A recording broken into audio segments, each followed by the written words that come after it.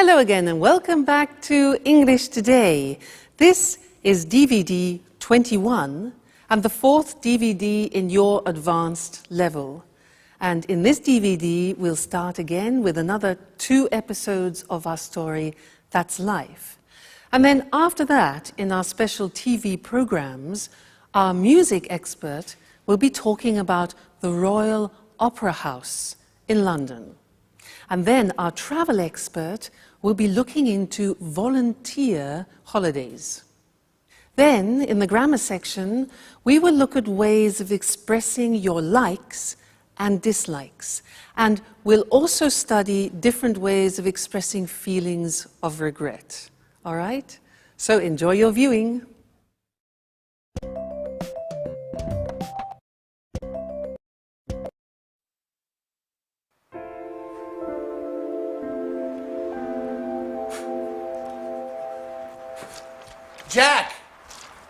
Jack, I was waiting for you.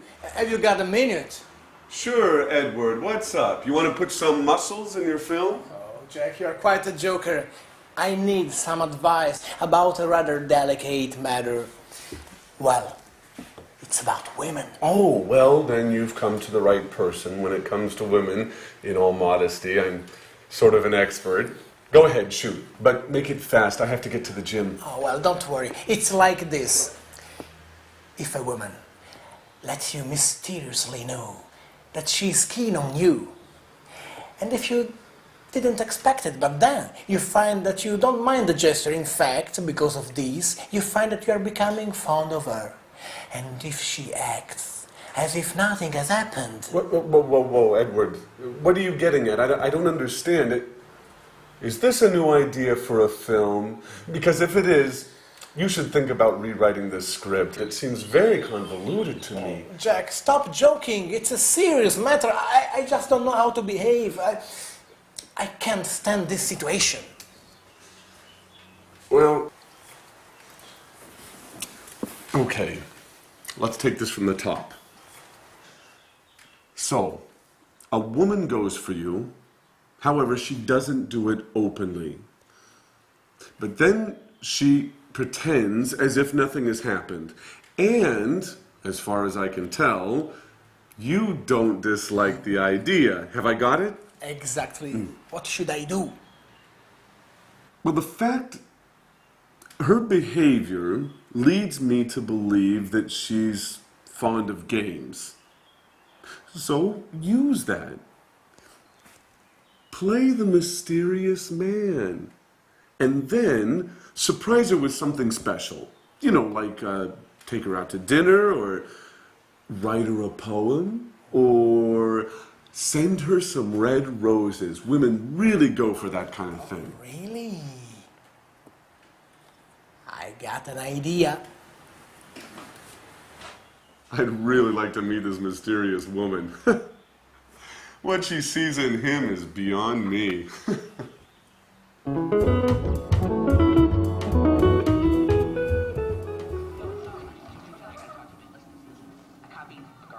Edward? Edward? Edward? Would you mind not watching the TV for a moment? I'd like to have a word with you. Is it important, Alice? Chuck is on. The reality program about show business. You know I'm nuts for this show. Yeah, I know. It's about the only thing you go for.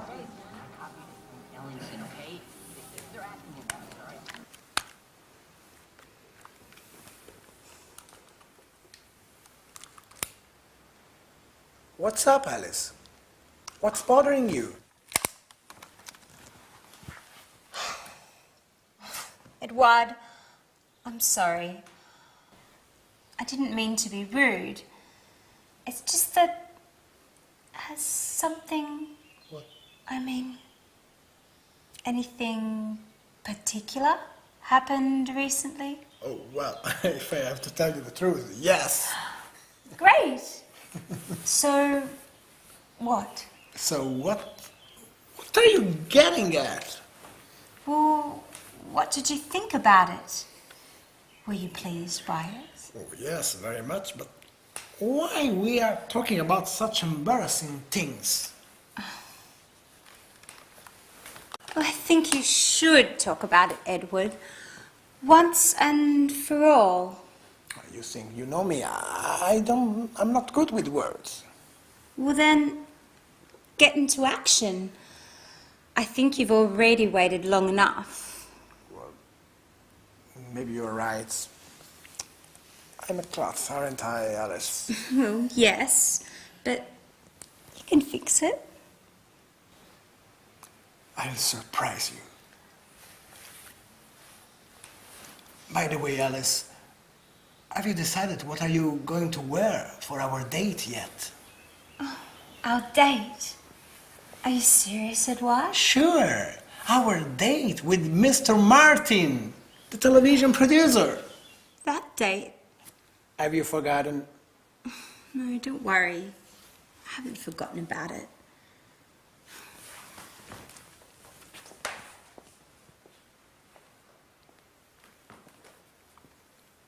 He's way behind. No one jumps for the ball, no one calls for the ball. Carney's slightly out of position, just snaps the ball and scores.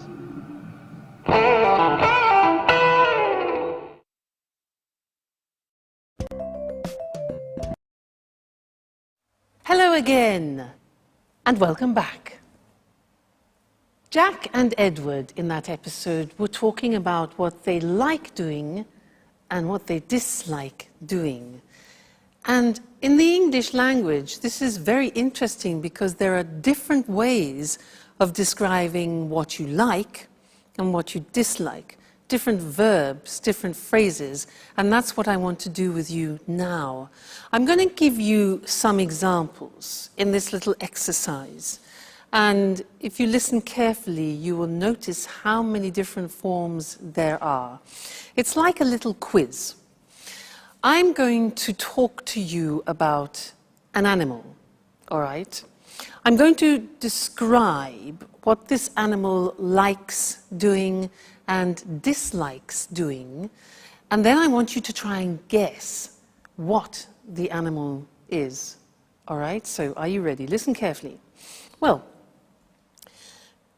these animals are keen on eating big animals. They're keen on eating big animals.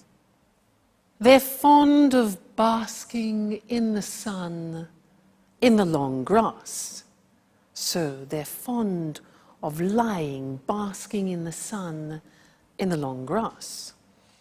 They really love running at top speed. They love running at high speed, okay? They can't stand getting wet.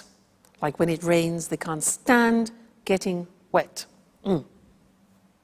They can't bear being disturbed when they're eating. They can't bear being disturbed when they're eating. Another thing, they don't mind the presence of man, but at a distance. All right? Okay. They dislike being close to lions. Dislike being close to lions. They hate being disturbed when they are with their cubs, with their babies. Okay? Their babies, their cubs. As animals, they don't go in much for making noise. They're silent, they're quiet. And for them, it's all right to eat only twice every 4 days, so once every 2 days. They don't have to eat every day. So, have you guessed the animal? It's a cheetah. Now remember that in English, a cheetah is not Mr. Monkey. A cheetah in English is the fastest animal in the world. It's the cat, the wild cat with dots. That's the cheetah. And that's what I was describing. All right? Now let's look more closely at the language that I used. So, if we are talking about likes, these are the possibilities. You can use the verb to be keen on. Now notice that these verbs are followed by the gerund form because we have a preposition. So, I'm keen on skiing. Keen on plus gerund means I'm enthusiastic about it. I'm fond of. I'm fond of learning English. Same meaning, okay? It means I like it very much. Keen on, fond of, plus gerund. You can have the negative too. I'm not so fond of going to the cinema alone, for example. Now, what about negative? I can't stand is the same as I hate. Very, very common use, this. I can't stand getting up early in the morning, gerund. I can't stand getting up early in the morning. We also say, I can't bear. Look at the pronunciation.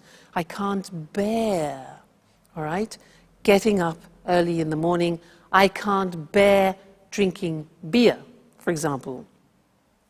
You can say, I really love doing something. I really love playing tennis. Now, you can say, I don't mind doing something. Now, I don't mind means I don't particularly like it.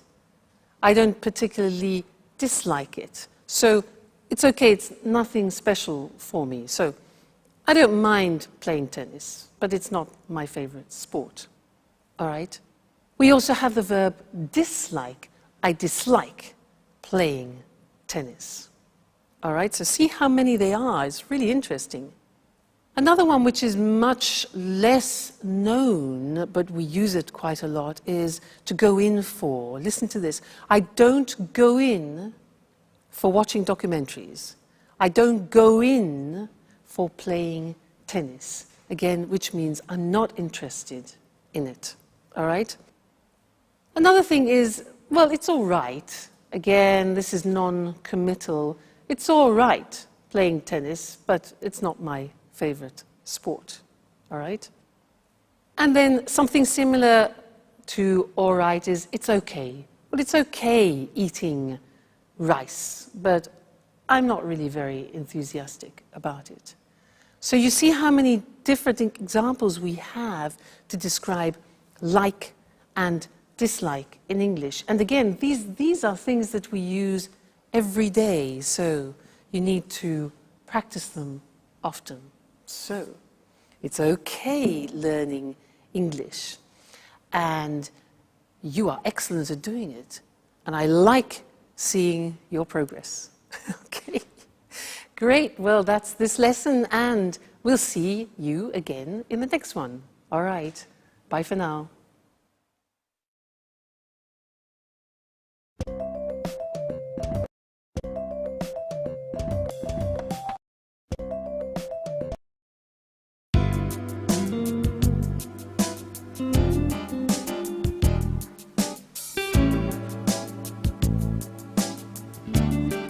Great. This spot should work well. Maybe here would be better. And I'll put the card here, next to this. Let's give it a quick once over again.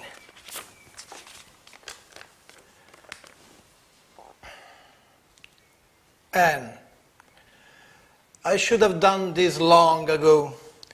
Now I can't wait any longer. Listen to my poetry, written especially for you.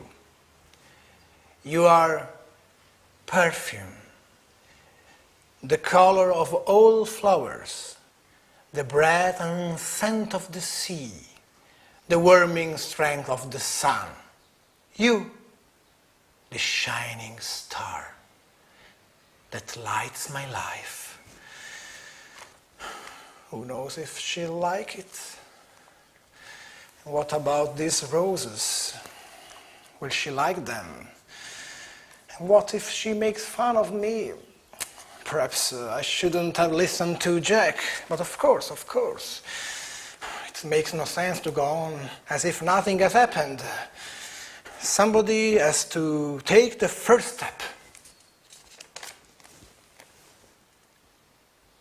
I'll await you tomorrow night here in the living room.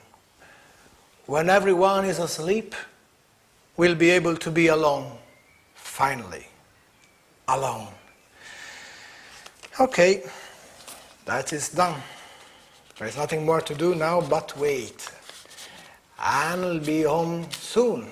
Thank God Alice won't be here at least for 2 hours. And Jack is at the gym, yes. I calculate everything perfectly. Now it's time for me to leave as well. I don't want Anne to see me here. Here she is. It's time to go. Excellent. Great, Edward. The moment of truth approaches. They'll never call me an amateur again. Right, fine. Bye-bye. Oh, is the door open? Bloody cat's coming. Oh, what are these? For me? Oh, they're beautiful. I wonder who sent them. Oh, what poetry. Who could have written it?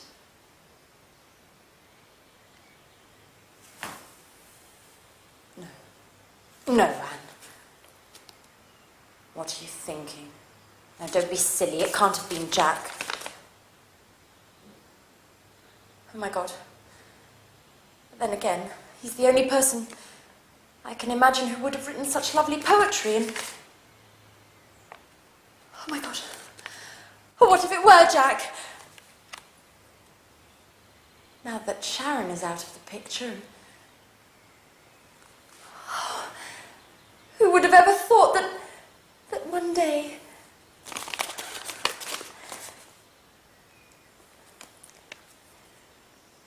Oh, Jack.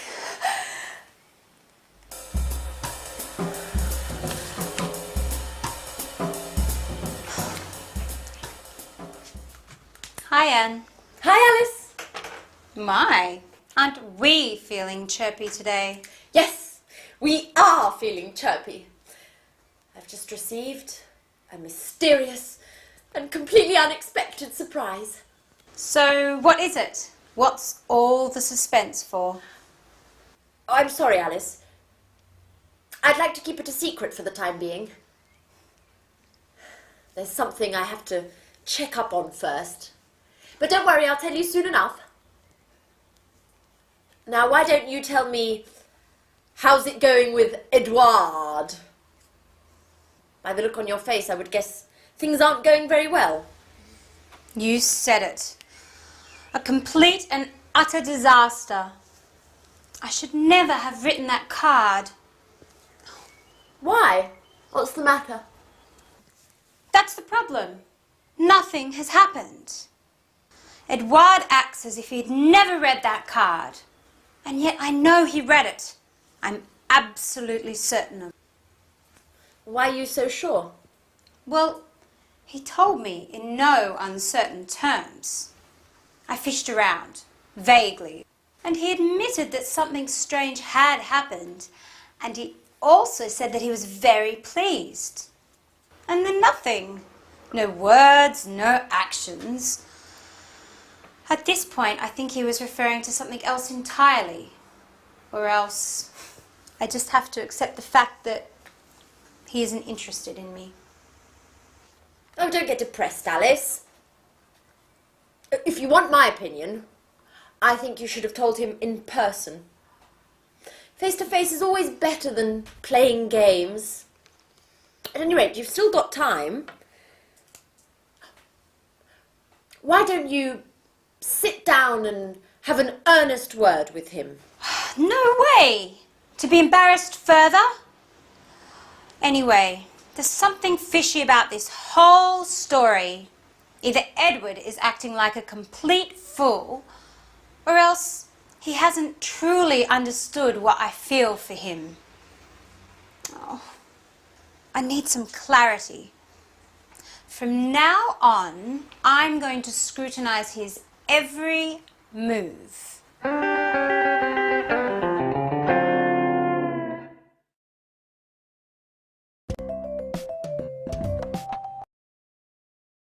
Hi again and welcome back for some more English language.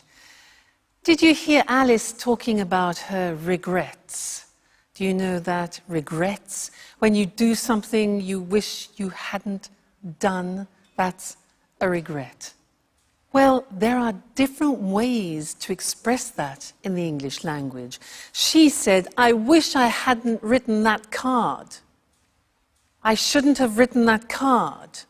That's another possibility. There are, in fact, 3 possibilities in English of expressing regret. And I want to look at those with you. Because they're quite complicated, let's do it together on the screen, all right? Now, the first example is with should. Now, you know should.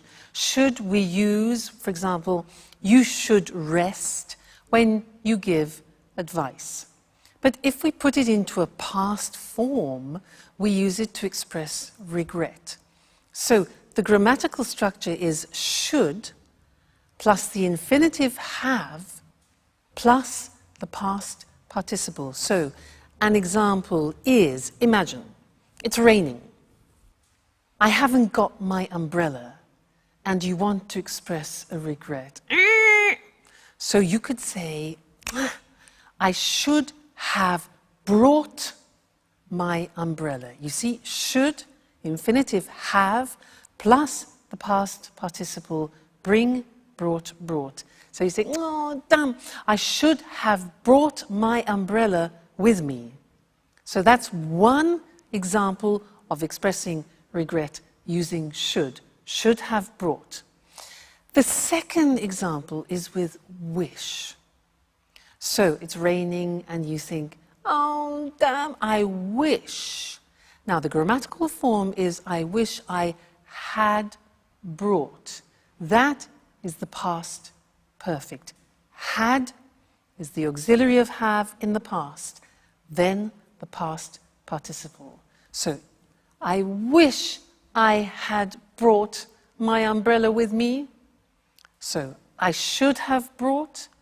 I wish I had brought. And the last one is very similar to wish. It's if only I had brought my umbrella with me. So there again we have if only followed by the past perfect. If only I had brought my umbrella with me. All right? So 3 forms of expressing regrets. Let's practice. Situation. I've got sunstroke. My face is burning because I've been on the beach all day. Regrets could be, I shouldn't have stayed in the sun so long. Shouldn't have stayed. I wish I hadn't stayed in the sun so long. If only I hadn't stayed. Get the idea? Yeah? Good. Next situation. My car has broken down again. It's stopped. My car's broken down again. Regret. I should have taken it to the mechanics. I should have taken it to the mechanic earlier for a checkup. Or I wish I had taken it. You see, you can use one of the 3 forms, exactly the same meaning, all right? Great. Next one, I'm completely lost. Situation, I am completely lost. Regret. I wish I had brought a map with me. I wish I had brought a map with me. Okay, getting the idea? Next one, I've got a terrible headache. Oh, terrible headache. If only I hadn't drunk drank so much red wine last night. If only I hadn't. I shouldn't have drunk 3 bottles of red wine last night. Now I regret it. Another one. Damn, I missed the plane. I missed the plane. My alarm clock. Bzzz. I should have put the alarm clock on. Obviously. And the last one. My PIN card. I'm trying to get money. I've forgotten my PIN card for my cash dispenser card.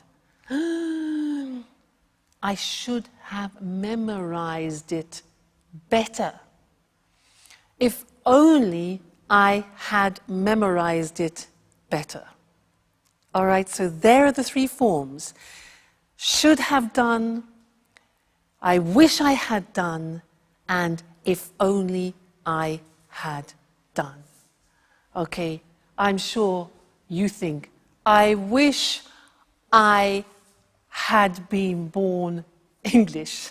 That way I wouldn't have to learn the English language.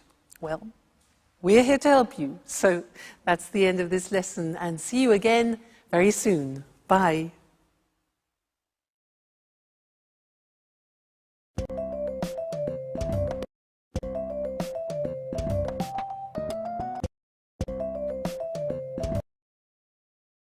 Hello and welcome to this week's edition of Music World. And of course, welcome to our music expert, Tony Moore. Hello, Lucy. And good morning to all our music fans. A great cultural icon with a very difficult recent history. A popular TV programme broadcasting these problems to a whole nation. And today, great performances to packed houses. I'm talking about the Royal Opera House at Covent Garden in London. The theatre dates back to 1732, but recently it's become more famous than ever. What exactly has been happening at the Royal Opera, Tony? Well, everything started with the restoration work that was begun in 1995. This work has now been completed, and we have the modern performance space that it is today. I can't see any trouble there. Sure. But the restoration work was partly funded by the National Lottery. What do you mean, partly funded? How much money came from the lottery? The lottery gave £58.5 million towards the work. Quite a lot of money. Remind me how the lottery works. Lottery tickets cost £1 and are sold all over the country. And there's a big draw once a week. OK, so the Royal Opera House received £58.5 million from the lottery. What happened next? The restoration work was completed in 1999. Tony Blair's Labour government had given the Royal Opera this lottery money on condition that it made opera less elitist in the future by keeping some of its seats reasonably priced for citizens earning an average wage. Did they do that?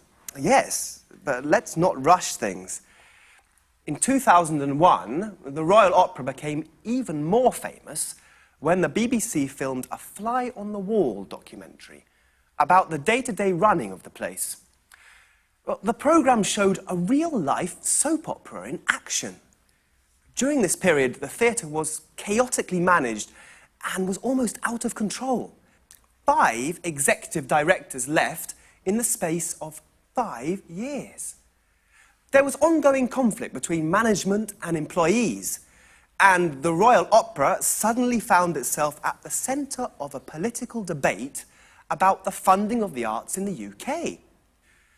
Many people asked whether opera wasn't too elitist an art form to receive funding from the government. Why? Is the running of the Royal Opera completely funded by the government? No. But it does rely in part on the government. 31% of its funds come from government subsidies. Today, corporate sponsorship is becoming more important. In 2006, this amounted to nearly £16 million. Of course, the rest of the funds come from ticket sales. I see. And then, how does the story end? The BBC documentary programme was a great success. It had a huge audience. The TV project wasn't so successful for the Royal Opera management, as it entered a period of financial crisis. And there was an enormous amount of criticism because of the high cost of the renovation work, and because of the BBC TV documentary, which showed that the place was managed very, very badly. And today? Well, after so many years of difficult times, the Royal Opera is newsworthy simply because it isn't. For the last 5 years, the Royal Opera has been putting on successful operas and ballets. It's been doing a fine job. What's more, the Opera House has kept its promise. Now, it's attracting new audiences to listen to opera, and some of the seats are reasonably priced. So how much do tickets cost? The top price for a performance is usually £180, but half of the seats cost £50 or less. Well, the cheapest seats cost less than £10. Of course, they're not very close to the stage, but they are the cheapest grand opera seats in Europe. On an average evening, 48% of the audience is watching its first opera. So a wider range of people are watching opera now in London. Oh, that's right. After a very difficult period, the Royal Opera is now running smoothly. Another soap opera with a happy ending. So thanks, Tony, and Thanks. goodbye. Goodbye. And goodbye to all our music fans. So, the Royal Opera House, a cultural icon with a difficult history. A cultural icon is a famous symbol for one of the arts, music, writing or painting. But today it puts on performances to packed houses. Remember, the phrasal verb to put on means to organise and perform. A packed house is a theatre with every seat sold out. We say a place is packed when it's full of people. The restoration work that started in 1995 was partly funded by the National Lottery. To be funded by means to be financed by, to receive money from someone or something, in this case, the lottery. It was partly funded, means that it received part of the money it needed. This money was given on condition that opera was made less elitist. Elitist means that it is only available to a small group of people, usually socially or intellectually superior. The expression on condition that means only if. The BBC filmed a fly-on-the-wall documentary about the day-to-day running of the place. A fly-on-the-wall documentary is a programme that shows everything that happens in real-life situations. Day-to-day means daily, of every day. So the day-to-day running of the place means the normal, everyday administration of the place. This real-life soap opera showed the theatre was almost out of control. A soap opera is a TV programme with many episodes that looks at the day-to-day lives of a group of people. Out of control means there is no control, like chaotic or disorganised. It showed the ongoing conflict between managers and employees. A conflict is a disagreement. It was ongoing, means that it continued for a long period of time. That's all we have time for today. See you again soon.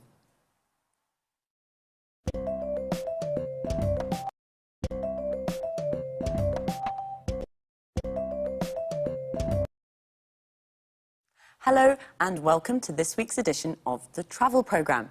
In the studio with me once again is Christine Oteng, our travel expert. Good morning, everyone. Well, what does the word holiday conjure up in your mind? White sand beaches, beautiful blue sea and fantastic seafood? Or maybe cool mountain air and invigorating walks through alpine forests? How about this? Think helping to build a dam outside a village in Uganda. Think helping out in a rural hospital in India. Think showing visitors round a castle in England. That's right, today's travel topic is volunteer holidays, a way to travel and do good at the same time. Am I right, Christine? Right. A volunteer holiday can be a true life-changing experience. Travel visit new places and help local people at the same time.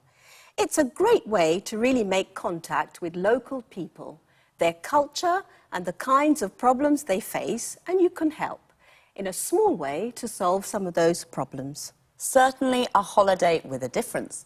What sorts of places have volunteer holidays? There are two kinds of volunteer holidays, really. A lot of these holidays take place in developing countries, in Africa, India, and sometimes in South America. Other holidays can be found in Europe and North America. So there are lots of destinations to choose from. And what sorts of things can you do? There's an enormous range of activities to choose from. In the developing world, a lot of the work is based around helping on infrastructure projects, so you may help to dig a new well or build a new footbridge or perhaps a children's playground. Or you may decide to help out in a local hospital or in an orphanage. All sorts of useful projects to improve the daily lives of local people in small ways. And what about the work in developed countries? Well, here the work is slightly different. It's usually for charitable organisations, like, for example, the National Trust, an English charity that looks after many castles and old houses. It also owns many areas of beautiful countryside. Anyway, it's possible to do lots of interesting things for the National Trust. What, for example? As you mentioned earlier, helping to show tourists round a castle in the summer, there is a beautiful 15th century castle on an island off the northeast coast of England, Lindisfarne Castle. Well, they're looking for a couple to do this job for a fortnight. OK, I'll think about that. But do you have to pay for these activities? Yes, of course you have to pay. Volunteer holidays in developing countries tend to cost more because travel costs are higher and some of your money will go to help the local community. In this way, you help poor people twice. Just one question, Christine. During volunteer holidays, do you have to work all the time? Well, usually there's a split between volunteer work and sightseeing. For example, during a fortnight's holiday to Africa, you may spend the first week on your volunteer work and the second week visiting game reserves, relaxing, shopping. The sorts of things you normally do on holiday. Good. So, you have time for fun too. OK, everyone, the next time you're trying to decide where to go on holiday, forget the beaches, forget the mountains, and start thinking about leaving your comfort zone for Africa or the English countryside. Thanks, Christine, for that fascinating information. Goodbye. And, of course, goodbye to all travellers.